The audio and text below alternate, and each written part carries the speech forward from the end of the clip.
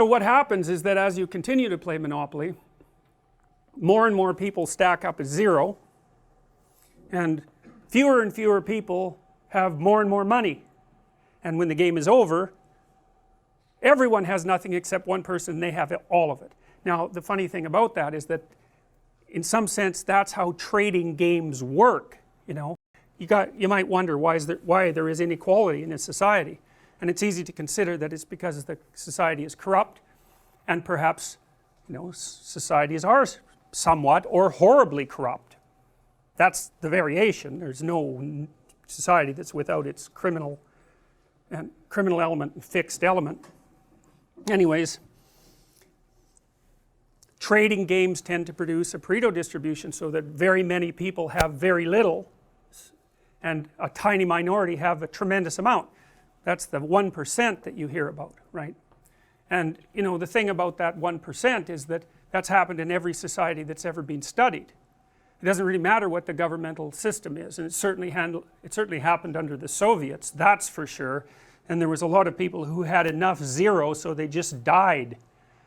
So, you know, the utopian dream was completely unimplementable for a variety of very complex reasons. One is that it's very hard to fight against that distribution pattern when people are trading, because mere statistics will do that. And then there's other things that, and I should tell you as well that the Pareto distribution governs a lot of things. So like if you look at books, if I remember properly, last year there was something like 1 million English language books published, and I think 500 of them sold more than 100,000 copies, which is none, right? That's none. And of that 500 you can be sure that one of them was by Stephen King, and he took half the money, because there's like 5 authors in the English language who are on every airport paperback stand occupying the top rung, and that's massive real estate, right, because it's replicated everywhere.